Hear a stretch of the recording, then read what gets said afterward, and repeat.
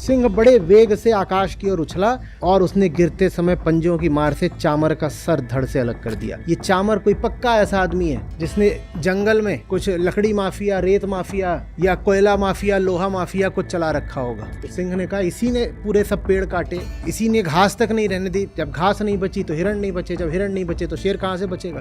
फिर आता कराल, क्रोध में भरी हुई देवी ने गदा की चोट से कचूमर निकाल दिया। फिर आता उद्धत, फिर आता है बाष्कल। तो ये सब जो दैत्य हैं ये मारे गए।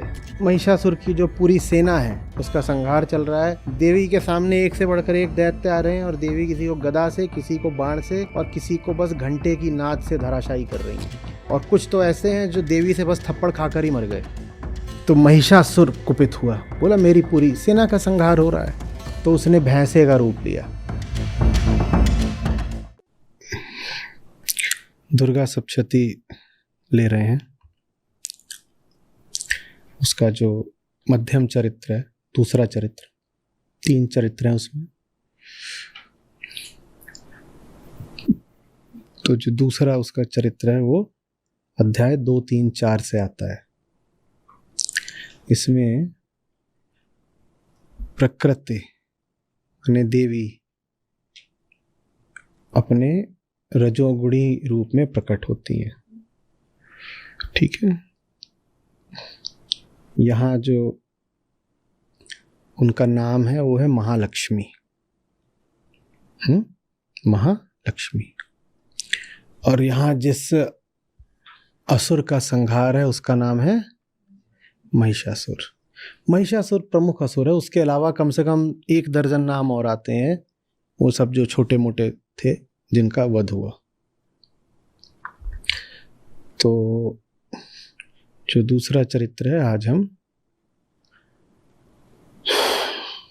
उसको, उसके सार को समझेंगे और चर्चा करेंगे। तो पहला चरित्र समाप्त हुआ था कि जो तमोगुणी महाकाली हैं, उन्हीं के प्रभाव से पहले तो मधुकैटभ की उत्पत्ति होती है शरीर के मैल से, और फिर वही जब दोनों असुरों की मति फेर देती हैं तो उससे दोनों असुरों का संहार हो जाता है। ये पहले पाठ की कथा थी, पहले चरित्र की। पहले चरित्र में बस पहला ही अध्याय आता है। तो वहां पर जो हमारा पहला चरित्र समाप्त हुआ था कि तमोगुणी महाकाली द्वारा मधुकैटभ का संहार श्री विष्णु के हाथों। तो वहाँ समाप्त होता है और फिर दूसरा अध्याय है वो आरंभ होता है। वो दूसरा अध्याय ही दूसरे चरित्र का आरंभ है और इसमें आरंभ में ही बड़ी भारी लड़ाई चल रही है। और वहाँ दिखाया था पहले चरित्र में कि जो लड़ाई थी विष्णु और मधुकैटभ की वो 5000 साल चली थी। तो ये एक शैली है कथा में, ये एक शैली होती है अतिशयोक्ति। तो 5000 वर्ष लड़ाई चली। यहाँ पर भी यही 100 साल लड़ाई चली। तो चाहे 5000 वर्ष कहा जाए चाहे 100 साल कहा जाए, इशारा ये है कि ये एक बहुत लंबी और बहुत प्राचीन लड़ाई है। बस इतना समझना है। 100 का अर्थ ये नहीं होता कि 99 नहीं या 101 नहीं। 100 से आशय है पुरानी और बहुत लंबी। तो लंबी एक लड़ाई है देवताओं और दानवों के बीच में, 100 साल से चल रही है। और देवताओं का नेतृत्व कर रहे हैं इंद्र, और असुरों का नेतृत्व कर रहा है महिषासुर। तो वो इस दूसरे चरित्र में एक प्रमुख पात्र है महिषासुर। और 100 साल में ही देवताओं की हो जाती है पिटाई। वो झेल नहीं पाते, पांव खड़ जाते हैं। जब पांव उखड़ जाते हैं तो हमें बताया जाता है कि जितने अधिकार थे देवताओं के वो सब महिषासुर ने अपने हस्तगत कर लिए। हस्तगत माने ले लिए, अपने हाथ के नीचे ले लिए। तो सूर्य का प्रकाश और सूर्य की यात्रा जो प्रकृति द्वारा निर्धारित होती थी वो किसके द्वारा निर्धारित होने लगी? महिषासुर, क्योंकि सूर्य देव का तो काम अब ले लिया महिषासुर ने अपने हाथ में। वरुण जिस तरीके से जल का और बादलों का संचालन करते थे वो सब किसने ले लिया? तो पूरी जो प्रकृति है उसमें त्राही त्राही मच गई, क्योंकि ये देवता लोग थे, ये एक व्यवस्थित तरीके से, ये सब प्रकृति के प्रतिनिधि हैं। जो सारे देवता हैं वो प्रकृति की ही शक्तियों के प्रतिनिधि होते हैं। तो सारे देवता लोग तो प्रकृति माने महादेवी के अंतर्गत काम करा करते थे एक नियमित और अनुशासित रूप से। तो सूर्य को कभी देखा है कि वो अपने अनुशासन से विचलित होता हो? देखा है क्या? या चांद तारों किसी को देखा है? सब अपने अपने नियमों के अनुसार काम करते हैं ना। तो वो सब जो नियम है वो किसके नियम हम कहते हैं? प्रकृति के नियम। तो ये तो देवी के नियमों के नीचे काम किया करते थे। लेकिन असुर ने क्या करा? असुर ने कहा कि मैं सारे नियम प्रकृति के तोड़ दूंगा। तो आग का नियम तोड़ दिया उसने, वनस्पति का नियम तोड़ दिया, हवा का नियम तोड़ दिया, वायु का, जितने भी ये सब जो है देवताओं के रूप में प्रकट होते हैं। तो अरे सब देवताओं को हरा दिया और प्रकृति के सारे नियम तोड़ दिए। मतलब समझिए कि यहाँ पर देवी से आशय क्या है? देवी प्रकृति ही है, प्रकृति ही है, और प्रकृति का भोग नहीं करना है। ये दुर्गा सप्तशती का मूल संदेश है। प्रकृति भोगने के लिए नहीं है।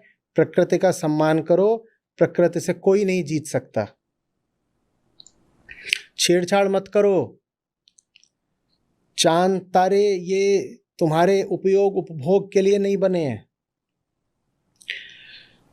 तो महिषासुर ने लेकिन देवताओं को हरा दिया। अब देवताओं को हरा दिया है, उसके पास बड़े तरीके के जबरदस्त अस्त्र शस्त्र थे, संसाधन थे, बड़ी उसकी सेना थी। इससे उसके बारे में क्या पता चलता है?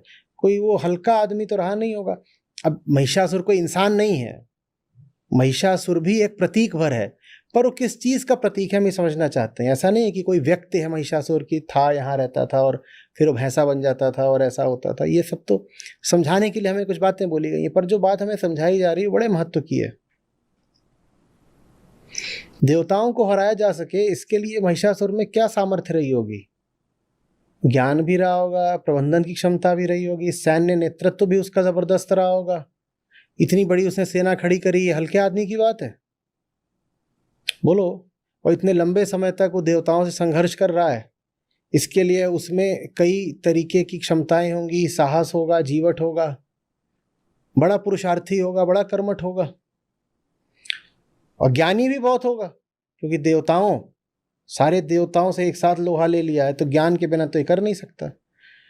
तो ये सब कुछ है उसमें, लेकिन इस नियत से है कि इनको हरा करके फिर प्रकृति को भोगना शुरू कर दूं। समझो, साहस भी है, कौशल भी है, ज्ञान भी है, सब है उसमें, लेकिन चाह वो ये रहा है कि अपने साहस, कौशल, ज्ञान का उपयोग करे प्रकृति के शोषण, खनन और भोग के लिए। तो उसने यही सब करना शुरू कर दिया देवताओं को हरा के। असुर की परिभाषा देख लीजिए साफ साफ। असुर वो नहीं है जैसा कि हम दिखा देते हैं कि वो भयानक लंबे लंबे दांत और सर पे सींग है, पीछे कई बार पूंछ दिखा देते हैं और हा हा हा कर रहा है खड़ा। मूर्ख सा लगता है ये जो दिखाते हैं, बच्चे हंसते हैं। ये जो असुरों वाले ये जितने एनिमेशन होते हैं या धारावाहिक वगैरह होते हैं, वहाँ वो अपनी तरफ से तो असुर को डरावना बनाते हैं, छोटे छोटे बच्चे हंस हंस के पागल हो जाते हैं, कहते हैं सो फनी। असुर ऐसा थोड़ी होता है। इतने देवताओं, यहाँ तो देवता ही भर हैं। पहले चरित्र में तो स्वयं भगवान विष्णु थे और मधुकैटभ से 5000 साल लगे, हार नहीं रहे मधुकैटभ। तो ये कोई विदूषक जैसा चरित्र तो नहीं हो सकता होगा। ये तो कई तरीके की प्रतिभा, कौशल और ज्ञान से संपन्न चरित्र है, जिसने देवताओं को परास्त ही कर डाला। असुर वो फिर भी कहला रहा है, क्योंकि असुर के लिए ये नहीं जरूरी है कि आपकी काया का रंग कैसा है और ये सब बातें। असुर के लिए ये नहीं है कि आप बहुत तमोगुणी हो, तामसिक हो, इत्यादि इत्यादि, नहीं, उससे भी नहीं है। असुर वो, लिख लीजिए अच्छे से, असुर वो जिसमें प्रकृति को भोगने की कामना हो, जो दुनिया को देखता ही ऐसे है कि दुनिया से अधिक क्या नोच खसोट लूं, क्या लूट लूं, क्या पालूं, उसको असुर कहा गया है। तो बहुत बड़ा ज्ञानी हो सकता है, फिर भी असुर होगा। बहुत तरह की उसमें प्रतिभा, गुण, कुशलता हो सकती है, फिर भी वो असुर होगा। बड़ा तपस्वी हो सकता है, फिर भी असुर होगा। बहुत उसमें धीरज हो सकता है, फिर भी असुर होगा। ज्ञानी असुर नहीं जानते क्या? रावण क्या था? महाज्ञानी, और इतने बड़े बड़े तपस्वी असुर हुए हैं। कैसे भूल सकते हैं भस्मासुर को? उसने कैसे पाया था वरदान? तपस्या करके। वैसी तपस्या किसी और ने नहीं करी थी। महादेव प्रसन्न हो गए, बोले बताओ क्या चाहिए? बोला ये चाहिए, बोले तथास्तु। वो भी अपने आप को रोक नहीं पाए वरदान देने से। तो आप हो सकता है बहुत बड़े तपस्वी हो, फिर भी आप असुरी हैं। सवाल ये है, तपस्या कर क्यों रहे हो? अगर भोग की कामना से तपस्या कर रहे हो तो असुर हो। कुछ भी कर रहे हो तुम, तुम्हारी कामना आकर उसको गंदा कर देती है, अगर भोग की कामना है तो। ऊंचे से ऊंचा काम भी भोग की कामना द्वारा गंदा कर दिया जाता है। भोग की कामना ऐसे है कि आप बढ़िया शुद्ध से शुद्ध और स्वादिष्ट से स्वादिष्ट व्यंजन बनाएं और उसके ऊपर कीचड़ का लेप कर दें। अब उसे कौन खाएगा? कौन खाएगा? कुछ नहीं। भोग की कामना हर चीज को गंदा कर देती है। आपके ज्ञान को गंदा कर देती है, आपके तप को गंदा कर देती है, प्रेम को गंदा कर देती है। जितने भी आप सद्गुण ला सकते हैं अपने, जिस अर्थ में सद्गुण शब्द का इस्तेमाल होता है, जितने भी आप सद्गुण ला सकते हो सब गंदे हो जाते हैं, बस अगर कामना पीछे भोग की है। श्रीमद् भगवद गीता इसीलिए सर्वोच्च ग्रंथ है। पहले वो वेदांत की प्रस्थान त्रयी में सबसे ऊपर है, प्रसिद्धि में सबसे ऊपर है, और फिर सनातन धर्म के भी सभी ग्रंथों में सबसे ऊपर है, क्योंकि उसके केंद्र में निष्कामता बैठी है, निष्काम कर्म। इसकी बात सबसे ज्यादा प्रखर तरीके से श्रीमद् भगवद गीता में निकल कर आती है। इसीलिए श्रीमद् गीता ग्रंथ शिरोमणि है। वो बताती है बिना कामना के कैसे एक सच्चा, गहरा, प्रेमपूर्ण और सफल जीवन जीना है। कामना, हमने कहा, हर चीज को गंदा कर देती है। तो ये बेचारे महिषासुर की और नहीं कोई गलती थी, कामना बहुत थी इसके पास, और कुल कामना यही थी कि नदियों को भोग लूंगा, पहाड़ों को भोग लूंगा, पशुओं को भोग लूंगा। पूरा जो दूसरा चरित्र है वो महिषासुर के भोग से भरा हुआ, आप देखेंगे आपको पता चलेगा। और तीसरे चरित्र में तो ये बात और खुल के सामने आएगी। और जब शुंभ निशुंभ का तीसरे चरित्र में वध हो जाता है, तब देखिएगा क्या होता है। तब पता चलता है हमें कि वहां जो बात करी जा रही है वो पुरानी बात नहीं करी जा रही, वो आज की बात करी जा रही है। ऐसा लगता है ऐसे शुंभ निशुंभ वो लोग हैं, उन लोगों के प्रतिनिधि हैं जिन्होंने आज पृथ्वी पर क्लाइमेट चेंज की आपदा डाल दी है। तो शुंभ निशुंभ गए और कहता है कि क्लाइमेट चेंज के जितने भी लक्षण थे वो सब हट गए। और वहाँ जो एक एक लक्षण बताया गया है, आप पाओगे कि वो जलवायु परिवर्तन, क्लाइमेट चेंज का ही है। आएंगे तीसरे चरित्र पर। तो अभी दूसरा चरित्र। तो अब इन्होंने क्या करा? पूरी प्रकृति को अपने हस्तगत कर लिया। साहब मेरे हिसाब से चलेगा मामला, मेरे हिसाब से चलेगा। तो ये लोग रोते कलपते गए। जब हार जाते हैं तभी ये जाते हैं। तो वहां पर महादेव हैं, विष्णु हैं, ये जाते हैं उनके पास और बताते हैं ऐसा हो गया है, और जब वो बताते हैं कि प्रकृति के इन्होंने सारी व्यवस्था तोड़ दी प्रकृति की, और इन्होंने इस तरह की पृथ्वी पर पूरे तबाही ला दी है, तो आता है कि भारी क्रोध करते हैं दोनों। कौन?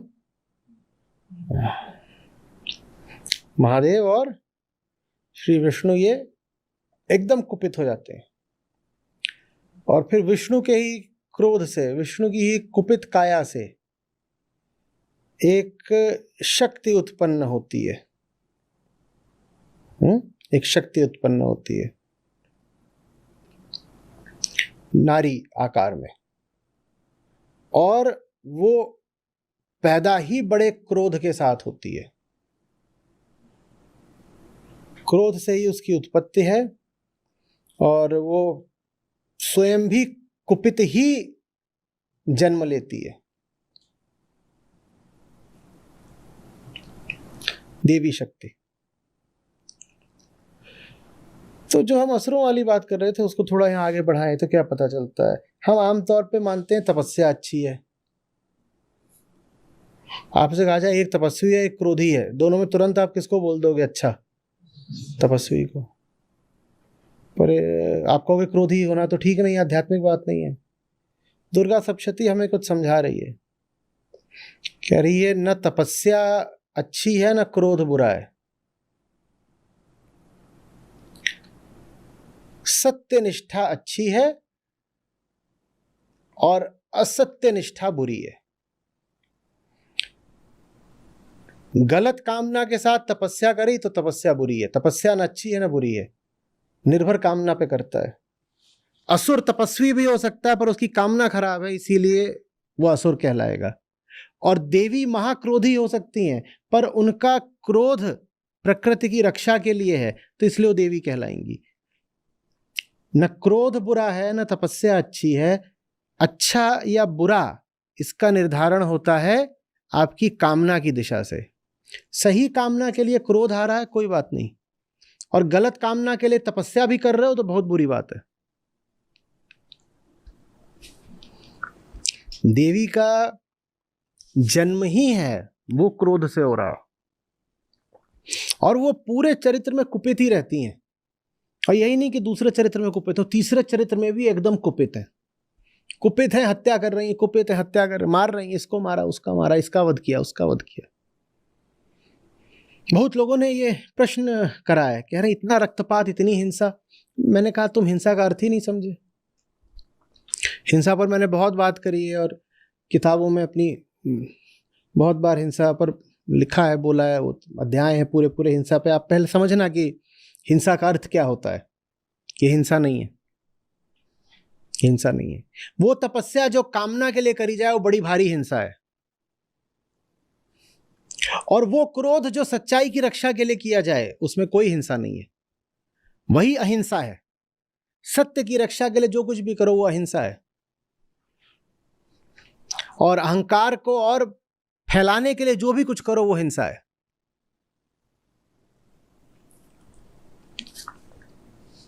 समझ में आ रही बात है? तो अब ये जो तेजोमय नारी रूप था ये प्रकट हो जाता है, ये प्रकट होकर अहंकार करता है, ये बहुत कुपित है।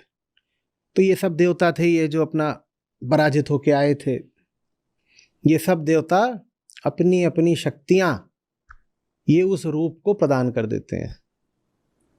शक्तियां, शस्त्र, अलंकार, आभूषण उस रूप को ये समर्पित कर देते, कहते हैं हमारे पास जो कुछ भी ऊंचे से ऊंचा है वो आपको देते हैं, आप लीजिए, ठीक है। हमारे पास जो भी कुछ, इसमें आशय क्या है? इसमें आशय है ये जानना कि तुम्हारे पास जो है वो प्रकृति का ही दिया हुआ है, लेकिन विमूढ़ अहंकार ये मान लेता है कि मेरा है।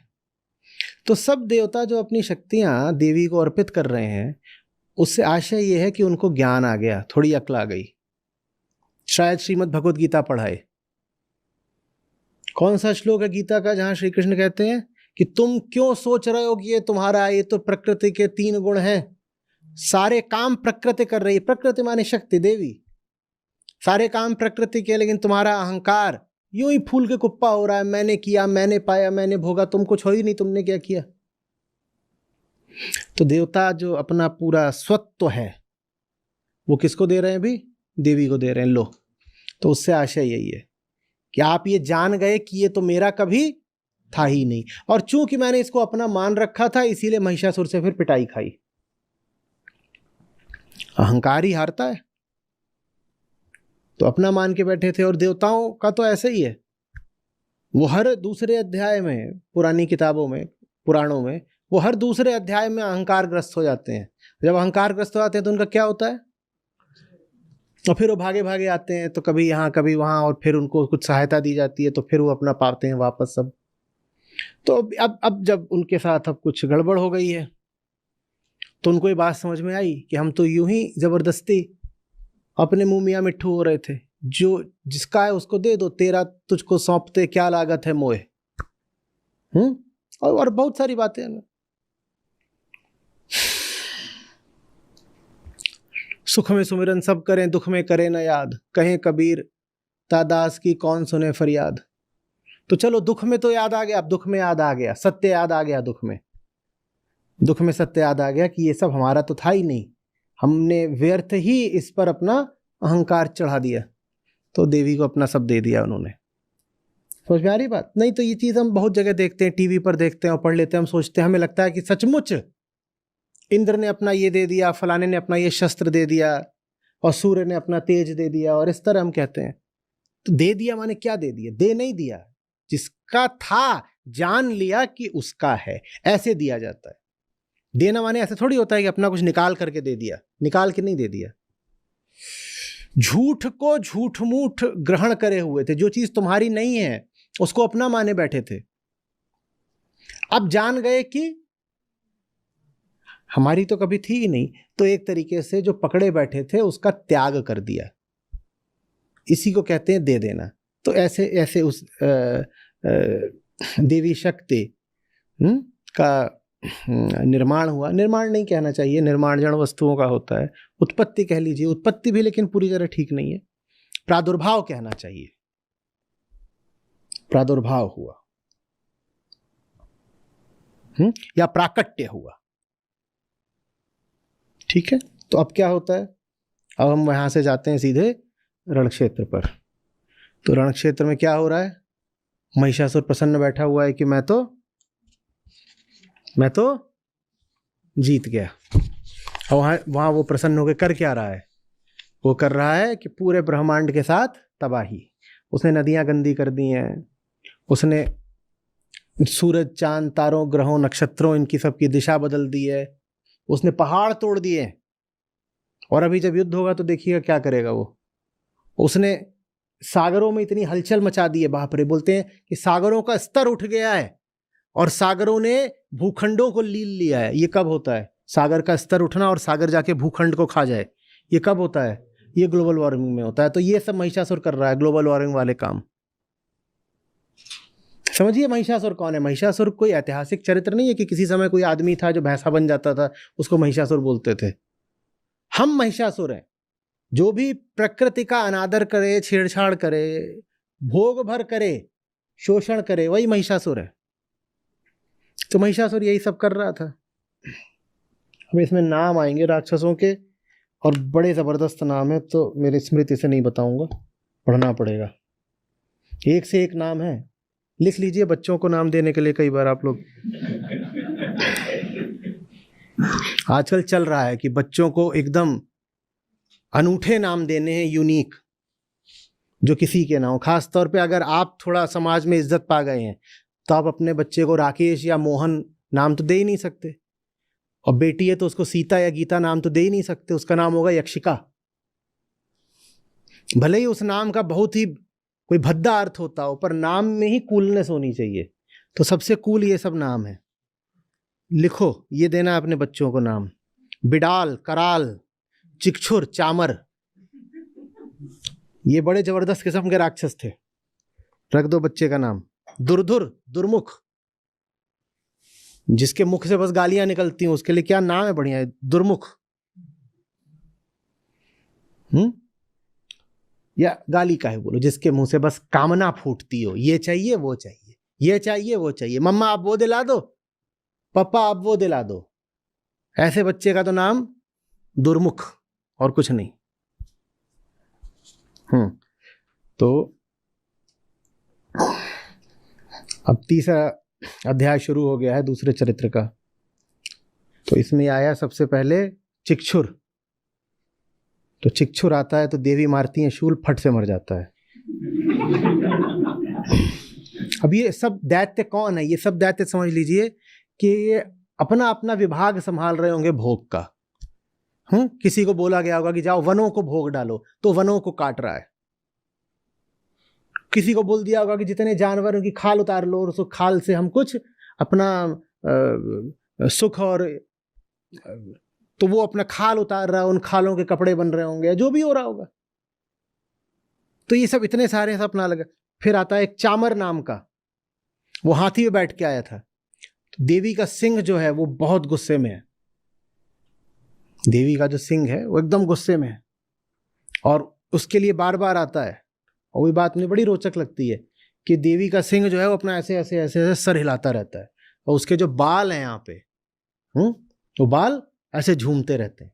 और बड़ा भारी उसका देवी के सिंह का मुंह है और आधे दैत्य तो देवी का सिंह ही साफ कर रहा हो, कह रहा है कि तुम पहले तो मुझसे निपटो।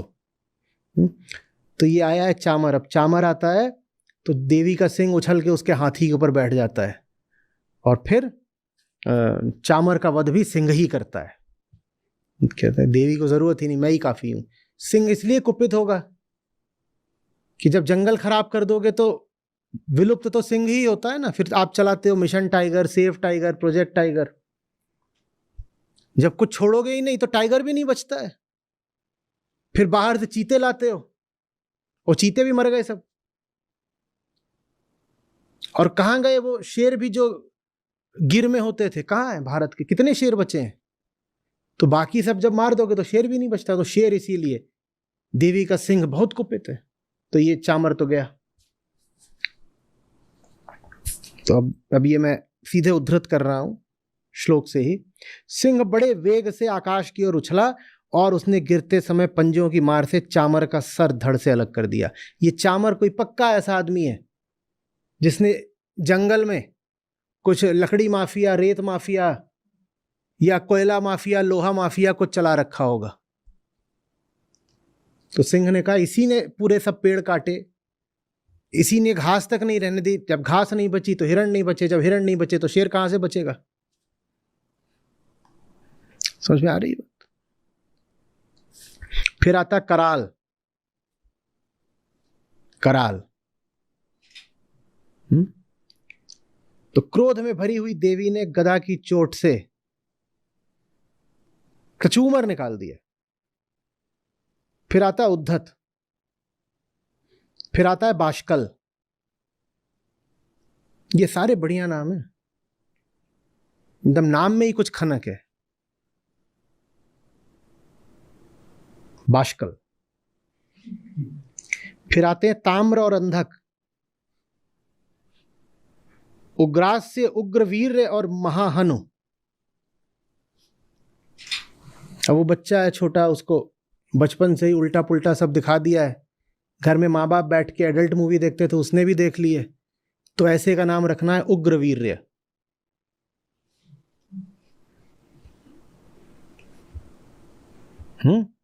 बस ये रख समझ लो, लेकिन कि ऐसे नाम रखोगे तो मारा वो जाएगा देवी के ही हाथों।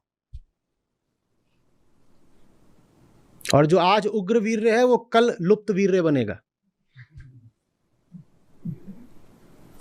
देवी के हाथ से चढ़ेगा, बचेगा थोड़ी।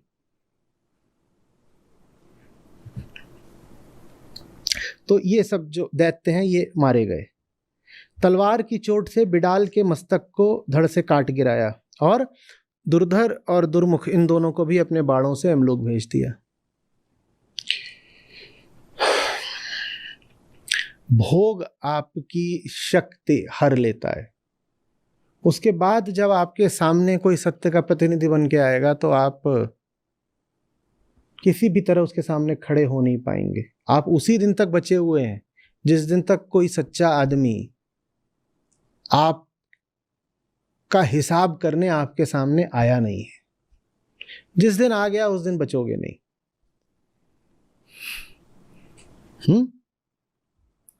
हम उस दिन बात कर रहे थे ना कि जिसको तुम भोगते हो उसको तुम नहीं भोग रहे, वो तुम्हें भोग रहा है। तो भोग आपकी सब शक्ति का हनन कर देता है। और भोग की परिभाषा क्या है? वो सब कुछ जो आप अपने अहंकार की वृद्धि के लिए करो उसको भोग बोलते हैं।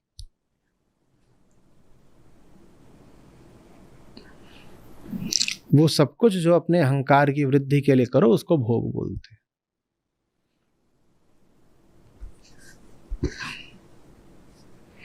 ऊंचे से ऊंचा काम भी अगर इस नियत से हो रहा है कि इससे अहंकार तृप्त हो जाएगा तो उसे भोग ही मानना। बहुत बड़ा त्याग भी किया जा रहा है इस नियत से कि इससे कुछ लाभ मिल जाएगा इस त्याग से, तो वो भी भोग है। कठोपनिषद को मत भूलिएगा। नचिकेता ने यही तो पूछ लिया था पिताजी से कि ये सब जो आप दे रहे हो आपका नाम तो बहुत फैलेगा, आपका तो नाम ही पड़ा हुआ है ये कि महादानी हैं आप, नाम तो बहुत फैलेगा आपका, लेकिन ये तो बताओ ये जो ये आप दे रहे हो सब बूढ़ी गायें, इसका औचित्य क्या? तो वो जो त्याग था वो भी भोग सरीखा ही था। वहीं से फिर कठोपनिषद आगे शुरू होता है। तो महिषासुर की जो पूरी सेना है उसका संहार चल रहा है। देवी के सामने एक से बढ़कर एक दैत्य आ रहे हैं और देवी किसी को गदा से, किसी को बाण से और किसी को बस घंटे की नाद से धराशायी कर रही हैं। और कुछ तो ऐसे हैं जो देवी से बस थप्पड़ खाकर ही मर गए। इतनी ताकत बचती है कि देवी ने एक लगाया, वो बन के आया था बड़ा कराल विकराल राक्षस और थप्पड़ से ही मर गया।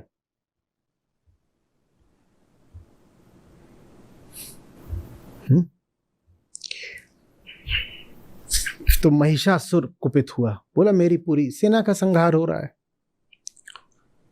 तो उसने भैंसे का रूप लिया और वो उसने जो देवी के सब गण थे, माने जो उनके सेवक अनुचर ये सब थे, उनको उसने सताना शुरू किया। किसी को ऐसे मार रहा है, किसी को वैसे मार रहा है।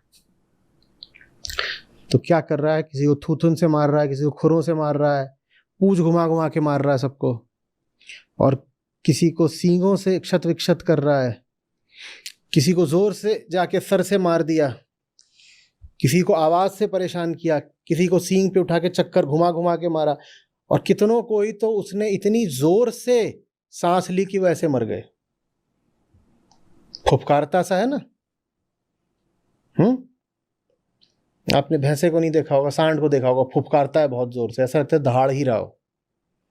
तो कई तो उससे ही मर गए। अब ये पशु का जो रूप लिया है महिषासुर ने, इससे हमें क्या पता चलता है? क्या पता चलता है? देवी सिंह पर सवार है और महिषासुर खुद बन बैठा महिष। इससे क्या पता चलता है हमें? देवी वो जो पशुता से ऊपर उठी हुई है, जो पशुता की स्वामिनी है, और असुर वो जो स्वयं ही पशु है। और एक जगह पर तो आकर के महिषासुर सिंह भी बन जाता है, अभी आगे होगा ऐसा। तो वहां तो बात और स्पष्ट हो जाती है। देवी सिंह पर सवार है और महिषासुर किसका रूप ले रहा है? सिंह का। तो बहुत स्पष्ट हो जाती है बात कि क्या है।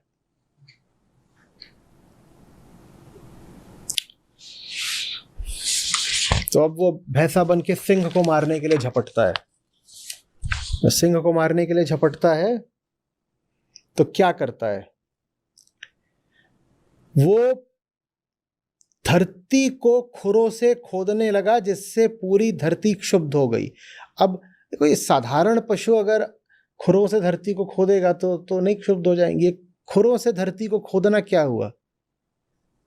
साधारण थोड़ा बहुत खोदोगे तो पृथ्वी क्यों मना करेगी? ये किस स्तर की खुदाई है? ये माइनिंग है। उसने इतना खोदा कि पृथ्वी हाय हाय कर उठी कि क्या कर रहे हो, और अपने सींगों से ऊंचे ऊंचे पर्वतों को उठाकर फेंकने लगा। ये पर्वतों को उठाकर फेंकने लगा से क्या आशय है? वही जो भी आपने सिक्किम में देखा है तीस्ता नदी के साथ, विकास के नाम पर पर्वतों की कटाई। जो विकास करके, विकास की बात करके पर्वतों को काटें लोग और देश, जैसा कि पूरे विश्व में हुआ है, भारत में भी हो रहा है, वही असुर है। तो वो अपने सींगों से उठा उठा के सबको, उसके लिए सब कुछ बस उसकी कामना पूर्ति का साधन बस है कि मेरी कामना ये है, ये देवी है, इनको परास्त करना है, तो उसके लिए मैं सारे पहाड़ तोड़ दूंगा। शत्रु को हराना है, पहाड़ काट दो। ये असुरता का प्रतीक है।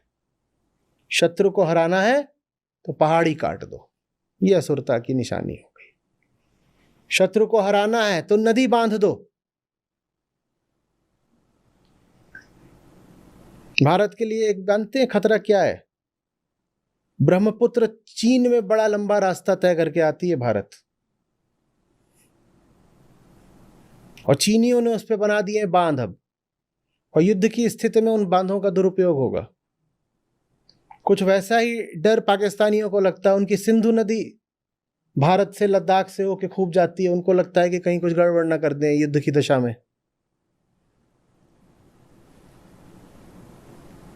और ये होता आया है।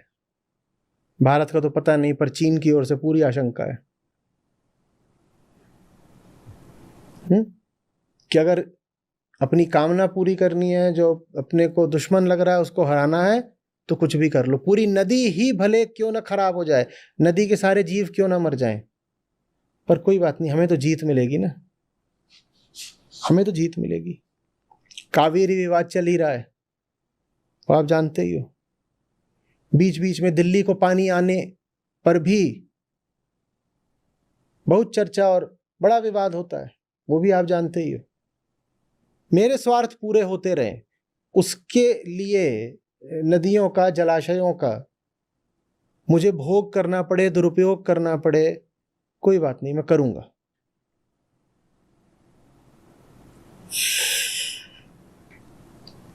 उत्तराखंड में आपने देखा ही है जोशीमठ का हाल, और खासकर जब मॉनसून रहते हैं तब वहां क्या हालत होती है, ये कोई छुपी चीज अब नहीं है, और वो बात बढ़ती ही जा रही है। जोशीमठ कोई छोटी मोटी जगह नहीं थी।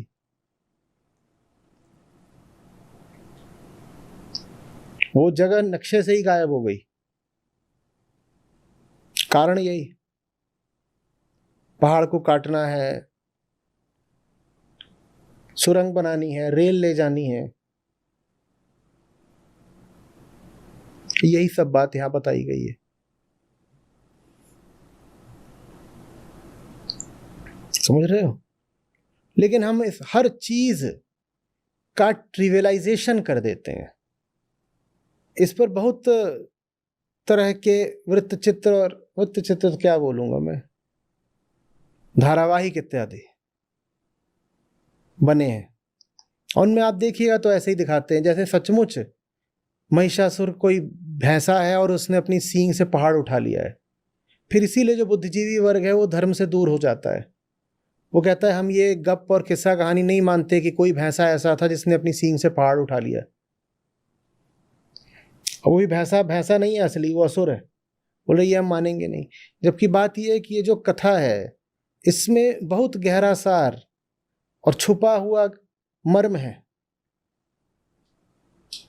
उसको अगर हम समझ पाए तो हमारे आज के जीवन में बड़ी मदद मिलेगी, पर अगर हम समझ नहीं पाएंगे तो बात भक्ति के नाम पर बस मनोरंजन तक ही रह जाएगी।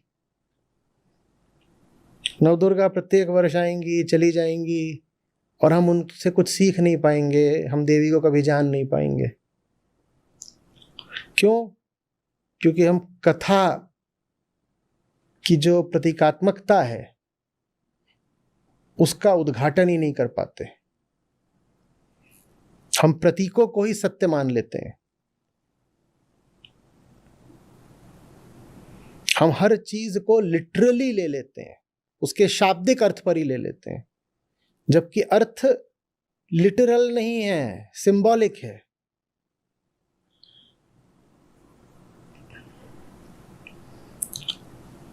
प्रतीकात्मक है, सांकेतिक है।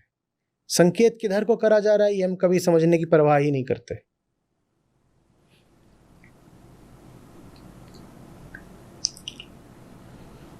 बात समझ रहे हो? फिर क्या होता है?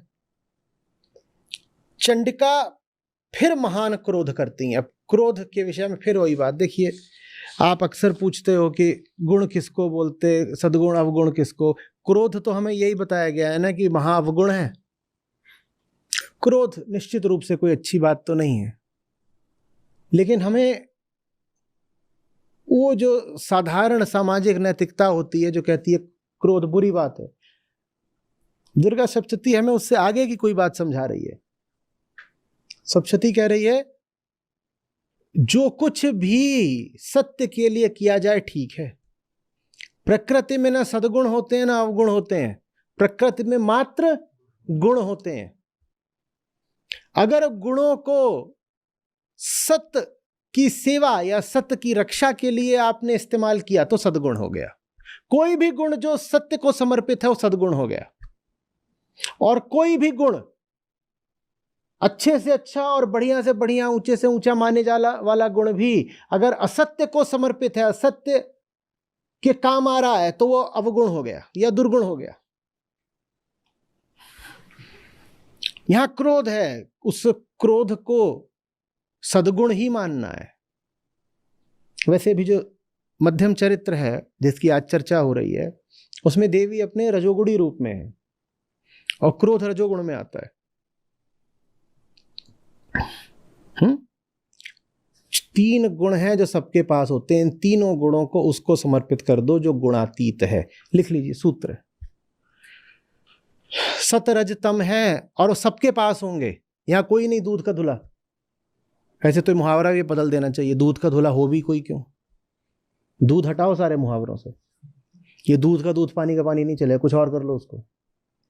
जूस का जूस पानी का पानी। और क्या, हमारे मुहावरों को भी तो शाकाहारी होना चाहिए ना।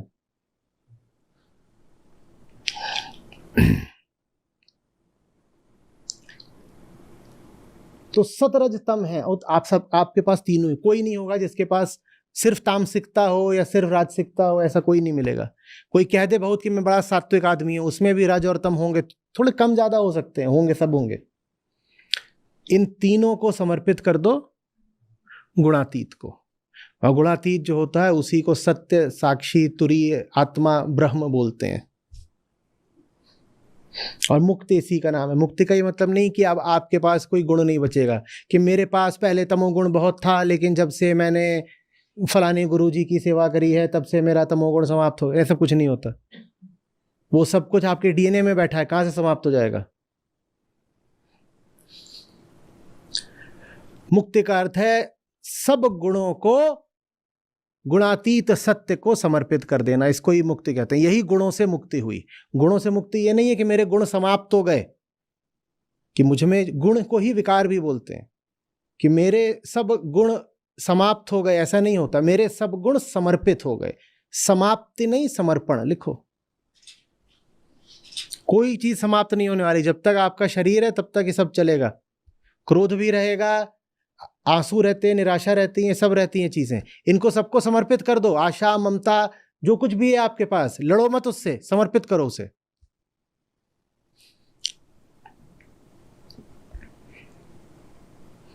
आशा है, आशा किसकी है? जैसे संत बोलता है आशा एक हरि नाम की, और कोई आशा है ही नहीं हमें। अब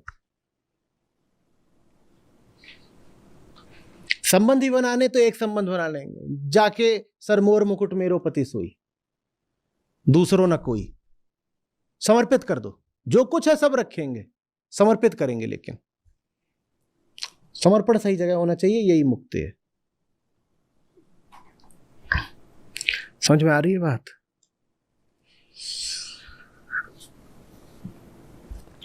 तो देवी को फिर क्रोध आ गया बहुत जोर से, क्योंकि ये जो महिषासुर है क्या कर रहा था, ये प्रकृति के साथ उत्पात कर रहा था।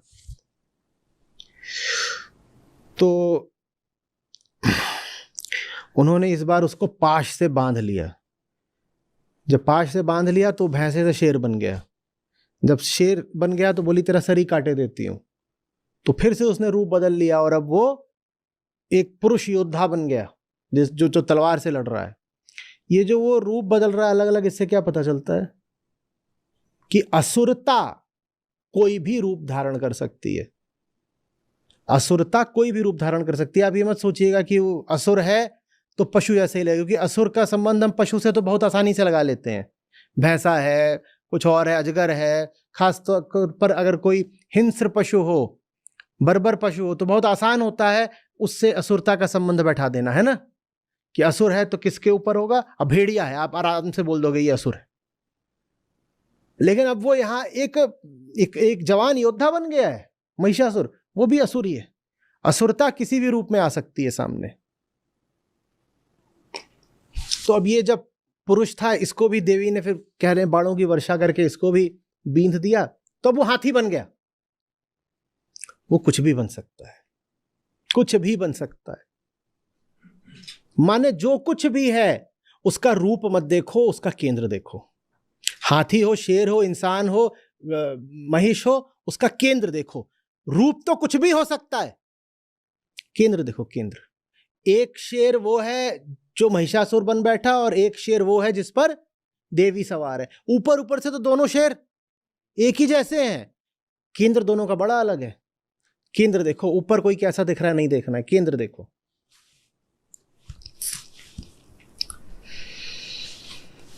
तो अब ये हाथी बन गया और अब उसने सूंड से जो देवी का सिंह था उसको पकड़ लिया। बोला ये सिंह जो है इसको एक मैं अब छोड़ूंगा नहीं। महान गजराज बन गया था। बोला ये सिंह जो है इसकी अब पिटाई करता हूं। तो देवी का सिंह जो है वो फंस गया। तो देवी आई रक्षा को, और देवी ने तलवार से उसकी सूंड को मारा, काट दी उसकी सूंड। तो जैसे ही उसकी सूंड पे मारा तलवार से, तो फिर से भैंसा बन गया। ये सब देखो क्या हो रहा है, कोई मनोरंजक कथा भर नहीं है। ये चल क्या रहा है देखना। जैसे ही आपके एक रूप पर वार होता है, आप रूप बदलते हो, केंद्र। हमने भी बेहतरी और प्रगति और अध्यात्म के नाम पे ऊपर ऊपर से क्या बदले हैं, बस रूप बदले हैं। व्यक्ति कहता है मैं धार्मिक हो गया, कपड़े बदल देता है। ये वैसे ही है कि गजराज सिंह बन गया, कपड़े बदल दिए। काया कपड़ा ही होती है ना, काया बदल दी, केंद्र नहीं बदला। और जब सत्य सामने आता है तो झूठ खट खट खट खट खट खट काया बदलने लग जाता है। जब देवी सामने आती हैं तो असुर फटाफट काया बदलने लग जाता है।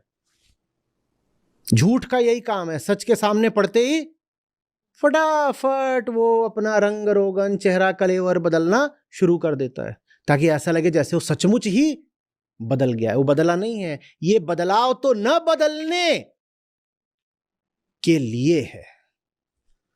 एक बदलाव होता है कि बदल गए, और एक बदलाव इसलिए होता है ताकि बदलना न पड़े। ये वैसा बदलाव है।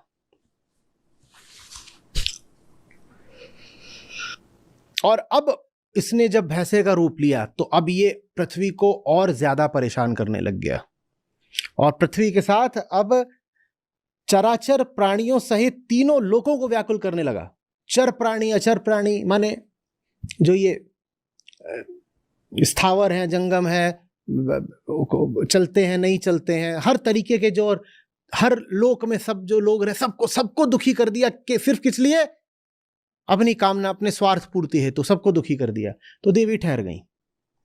एक क्षण आता है, अब ये मध्यम चरित्र में देवी ठहर जाती हैं। देवी बोलती हैं अब आर पार का करना पड़ेगा, ये अब बहुत धृष्टता कर रहा है।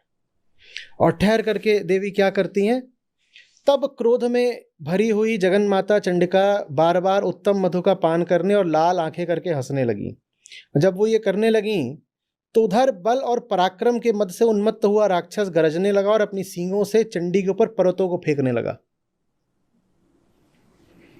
मैं सब कुछ बर्बाद कर दूंगा अपने स्वार्थ की खातिर। कि आप जब एक पर्वत खराब करते हो तो पर्वत कोई रेत पत्थर भर थोड़ी ही है। पर्वत मतलब समझते हो क्या होता है? पर्वत का मतलब होता है जंगल।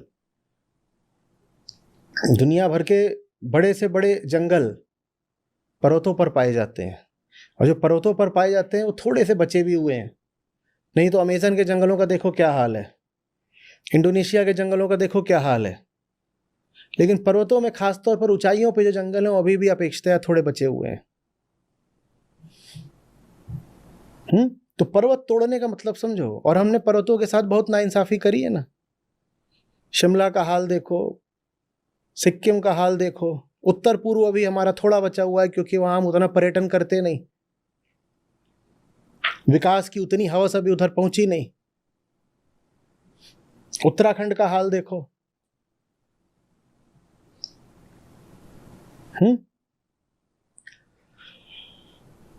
तो पर्वतों की बहुत बात होती है दुर्गा सप्तशती में, और बार बार ये आ रहा है कि देवी सबसे ज्यादा कुपित तब होती हैं जब पर्वत नष्ट किए जाते हैं। आगे और भी बात होगी, नदियों की खूब बात होगी, और पर्वत और नदियों का तो हम संबंध जानते ही हैं। तो अब ये सब करने लगा, देवी उधर ठहर गई और देवी बहुत कुपित हैं और हंस रही हैं। और जब वो ठहर गई तो राक्षस और गरजने लगा और चंडी के ऊपर पर्वतों को फेंकने लगा। देवी क्या कर रही है? उत्तम मधु का पान करने लगी और लाल आंखें करके हंसने लगी। उनका मुख मधु के मद से लाल हो रहा था और वाणी लड़खड़ा रही थी। देवी बोली, ओ मूर्ख, मैं जब तक मधु पी रही हूं तब तक क्षण भर के लिए तू खूब गरज ले, और मेरे हाथ से अब तेरी यही मृत्यु होगी और अब गर्जना देवता करेंगे। अब ये लीजिए, हम आमतौर पे इस बात को भी बहुत अच्छा तो नहीं मानते, मधुपान और मधु के मद से लाल हो रहे हैं देवी के नयन, और वाणी उनकी लड़खड़ा रही है। लेकिन फिर वही बात आती है, मदांध तो असुर है ना। देवी तो अगर मद भी ले रही हैं तो यही कह रही हैं कि तू एक क्षण ठहर जा, मधु का पान करके तेरा वध करूंगी। मैं मधु का पान कर ही इसी ले रही हूं कि तेरा वध करूं, और उसके बाद करेंगे देवता गर्जना, जैसे अभी तू गर्जना कर रहा है। तो क्षण भर को गरज ले क्षण भर को। तो खान पान आचरण व्यवहार, इसको भी कैसे देखना है, इसमें एक सबक हमको सप्तशती से मिल रहा है। देवी मद में नहीं है, भले ही मधु का पान देवी कर रही है, पर मद में तो असुर है। मद में असुर है, भले ही मदिरा का पान देवी ने कराओ। जो हमारी साधारण नैतिक दृष्टि है, जो बस यही देखती है कि क्या पहना, क्या खाया, क्या पिया, क्रोध का संयम किया कि नहीं, आचरण का संयम किया कि नहीं, मर्यादा का पालन किया कि नहीं, उसको एक चुनौती दे रही है दुर्गा सप्तशती। ये बताने की वरना कोई जरूरत नहीं थी कि देवी ने मदिरा का पान किया। ये बात आसानी से हटाई जा सकती थी। क्यों बताई जा रही है, क्यों लिखा गया? ताकि आपको पता चले कि सिर्फ मदिरा ना पीने से आप सुर नहीं हो जाते। बहुत लोगों को इसी बात का बड़ा गौरव रहता है, देखो जिंदगी भर हमने कभी शराब हाथ नहीं लगाया, तो तुम तब भी असुर हो। और देवी यहां पर भी, और अभी तीसरा चरित्र आएगा वहां पर भी, अगर मद का पान कर भी रही हो तो भी देवी हैं, क्योंकि वो मद का पान करते हुए भी यही कह रही हैं कि एक क्षण रुक जा, ये मैं ले ही इसीलिए रही हूं कि और मुझ में उन्माद आए और अब तेरा वध ही होगा सीधे। समझ में आ रही बात? यूं कहकर देवी उछली और अब महादैत्य पे चढ़ी गई, पांव से उसको दबा दिया और शूल से सीधे उसके कंठ में आघात किया। बोली गरज लिया, इसी कंठ से गरज रहा था।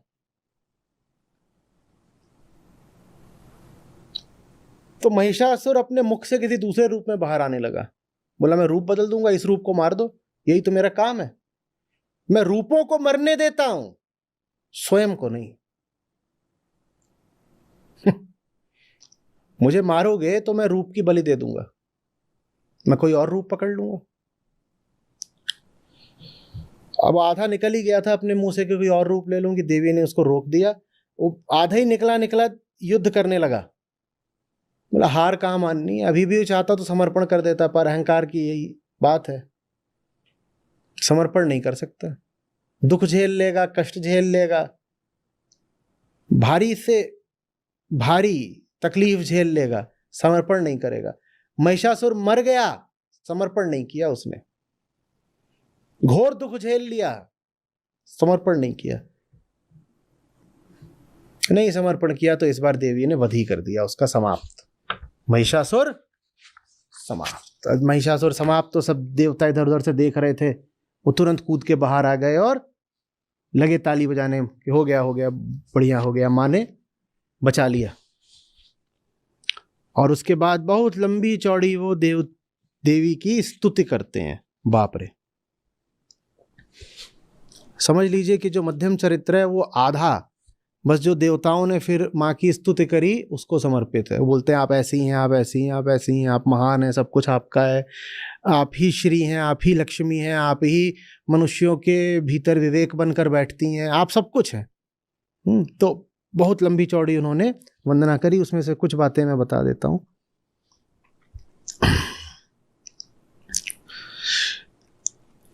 आपके अनुपम प्रभाव और बल का वर्णन करने में भगवान विष्णु, ब्रह्मा जी और महादेव भी समर्थ नहीं है। आप ही पुण्यात्माओं के घरों में लक्ष्मी रूप में, पापियों के घरों में दरिद्रता के रूप में, शुद्ध अंतःकरण वालों के घर में हृदय में बुद्धि रूप से, सत्पुरुषों में श्रद्धा रूप से और कुलीन मनुष्य में लज्जा रूप से निवास करती हैं। देवी आप ही अब संपूर्ण विश्व का पालन करिए। हाँ, ये बहुत अच्छा है। और इसका संबंध देवी के क्रोध से है, और देवी जो रक्तपात करती हैं, हिंसा करती प्रतीत होती हैं, उससे है। और फिर देवी जो मदपान करती हैं उससे है। देवी आप में सतोगुण, रजोगुण, तमोगुण ये तीनों मौजूद हैं, लेकिन विशेष बात यह है कि किन्हीं भी गुणों के साथ आपका संसर्ग नहीं है।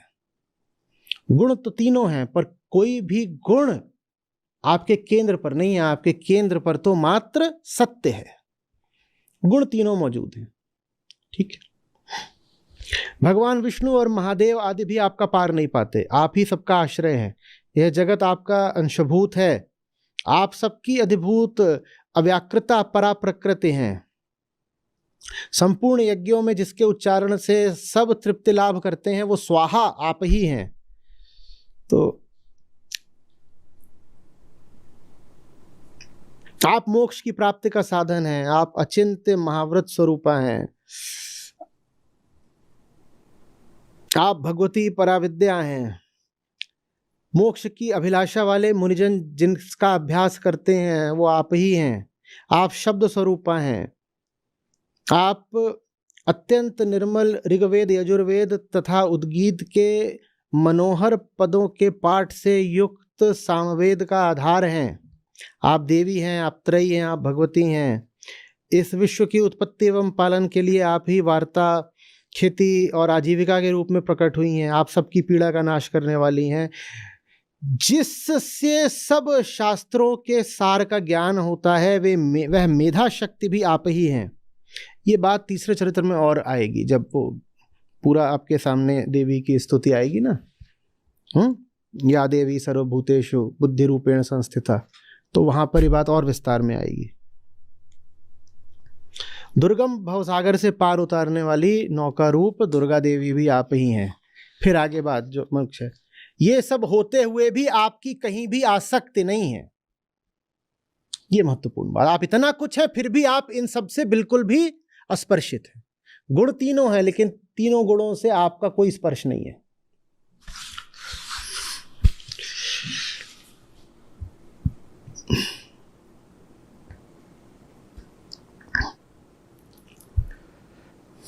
बहुत है आगे, पूरा देवी की स्तुति है, सुंदर स्तुति है, आप पढ़िएगा स्वयं ही।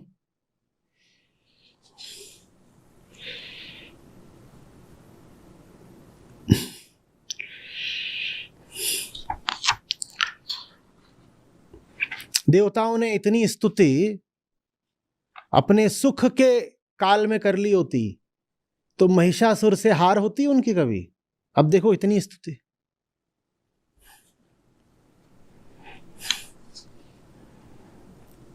तो पूरी जब स्तुति हो गई, तो इस प्रकार जब देवताओं ने जगन माता दुर्गा की स्तुति की और नंदन वन के दिव्य पुष्पों एवं गंध नंदन आदि के द्वारा पूजन किया, तब देवी ने प्रसन्न वदन होकर प्रणाम करते हुए सब देवताओं से कहा, देवताओं, तुम लोग सब मुझसे जिस वस्तु की अभिलाषा रखते हो वो मांग लो। देवी को ही पता है कोई निष्काम स्तुति तो कर नहीं रहे। बोली, अब इतनी तो तुमने स्तुति कर ली, जो चाहिए वो बता दो।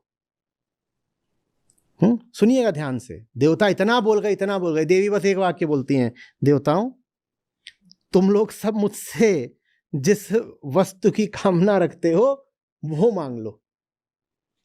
देवी को पता है ये निष्काम नहीं है, ये अगर स्तुति कर रहे हैं तो इन्हें कुछ, ये हमारी आम स्तुति होती है। इसीलिए हम कभी नहीं पाते कि देवताओं को मोक्ष मिल गया। मिला? कभी पढ़ा है कि इंद्र मुक्त हो गए? वो अभी भी बंधन में, भले स्वर्गलोक में बैठे हैं, लेकिन स्वर्गलोक ही उनका बंधन है। कि सकामी जब सुमिरन करता है तो अधिक से अधिक क्या पाता है? उत्तम धाम। लेकिन जब निष्कामी सुमिरन करता है तो क्या पाता है? अविचल राम। सकामी सुमिरन करे पावे उत्तम धाम, और निष्कामी सुमिरन करे तो पावे अविचल राम। तो सकाम होकर के तुम जो उच्चतम है उसका भी सुमिरन करोगे तो अधिक से अधिक उत्तम धाम मिल जाएगा। उत्तम धाम कोई स्वर्ग कहते हैं, लेकिन मुक्ति तब भी नहीं मिलेगी। मुक्ति तो सिर्फ निष्कामता से मिलती है। और अध्यात्म को और दर्शन शास्त्र को श्री कृष्ण का यही अनूठा योगदान है, निष्काम कर्म। बोले बाकी सब बातें एक तरफ और निष्कामता एक तरफ, सारा अध्यात्म इस एक शब्द में समा जाता है, निष्कामता। और देवी यहां कह रही है देवताओं से कि निष्काम तो तुम हो नहीं सकते, तो बता दो कामना क्या है। तो देवता बता भी देते हैं, और बताते भी देखो कैसे हैं। तो शुरू ऐसे करते हैं, भगवती वैसे तो आपने हमारी सब इच्छा पूर्ण कर दी, अब कुछ भी बाकी नहीं है, लेकिन फिर भी आप अगर हमें और वर देना ही चाहती हैं, ये देख रहे हो, वैसे तो कोई इच्छा नहीं, आपने पूर्ण नहीं कर दिया, इसको महिषासुर को मार दिया, लेकिन अगर आप, हम नहीं मांगना चाहते, आप अगर देना ही चाहती हैं, तो क्या कह रही हैं कि अब हम जब जब आपका स्मरण किया करें तो आप दर्शन देकर हमारे संकट दूर कर दिया करें। माने अभी से तय कर रखा है कि संकट तो बुलाएंगे ही, संकट यूं ही तो आ नहीं जाता, संकट तो जब सत्य को विस्मृत कर देते हो तभी आता है।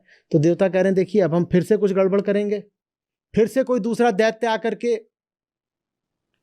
हमको मार पिटाई करेगा, तो ऐसा करिएगा अब हम जब बुलाएं तो फट से आ जाइएगा। हम जब जब आपका स्मरण करें तो आप तत्काल आ जाएं, तब आप हमें दर्शन देकर हमारे महान संकट दूर कर दिया करें। और आगे भी और कह रहे हैं कि जो जो लोग आपकी स्तुति करें उन्हें धन दीजिए, समृद्धि दीजिए, वैभव दीजिए, और उसकी स्त्री आदि संपत्ति भी बढ़ा दीजिए। यही मांग रहे हैं कुल देवता, धन, वैभव, समृद्धि और स्त्री। ये देखो, और ये नहीं देख रहे कि देवी से ही ये बोल रहे हैं। देवी भी कह रही होंगी चलो, तो देवी बोलती हैं तथास्तु और अंतर्ध्यान हो जाती हैं, और कुछ बात ही नहीं करी उन देवताओं से। बोली तुमसे इतनी ही बातचीत हो सकती है, वो अंतर्ध्यान हो जाती है। देवता अगर सचमुच ही सुधर गए होते तो दुर्गा सप्तशती यहीं समाप्त हो गई होती, तीसरे चरित्र की जरूरत नहीं पड़ती। पर देवता तो देवता वो वैसे ही रहेंगे, अभी भी अंत भी हो रहा है तो यही धन ऐश्वर्य यही सब मांग रहे थे स्त्री, तो फिर अब तीसरा चरित्र आएगा, उसमें और भारी संकट खड़ा होना है देवताओं पर। समझ में आ रही है बात?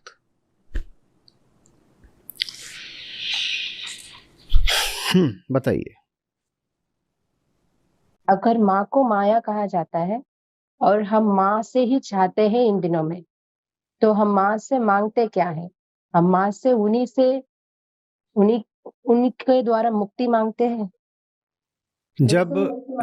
जब माँ शरीर को जन्म देती है तो माया मात्र है। शरीर का जन्म अगर माँ दे रही है तो वहां पर माँ अपने महामाया रूप में है, और जब माँ चेतना को मुक्ति दे रही है तब माँ महादेवी रूप में है। तो जो साधारण हमारी शारीरिक माँ होती है, जो मनुष्यों में हमारी माँ होती है, उसके भी दो काम होते हैं। शरीर से जन्म दिया तो उस वक्त वो महामाया है, और अगर चेतना को मुक्ति दी तो तब वो महादेवी है। तो इसलिए मैं बार बार सब माताओं से आग्रह किया करता हूं कि आपने उसको शरीर से जन्म दे दिया है, इतना कोई पर्याप्त थोड़ी हो गया। अभी तो आपको उसको चेतना से जन्म देना है, और चेतना से जन्म देना 9 महीने भर का काम नहीं होता, उसमें बड़ा समय और श्रम लगता है। और असली माँ आप तभी हैं जब आप उसकी चेतना को जन्म दे पाएं। नहीं तो शरीर से तो जन्म पशु भी दे देते हैं कि नहीं दे देते?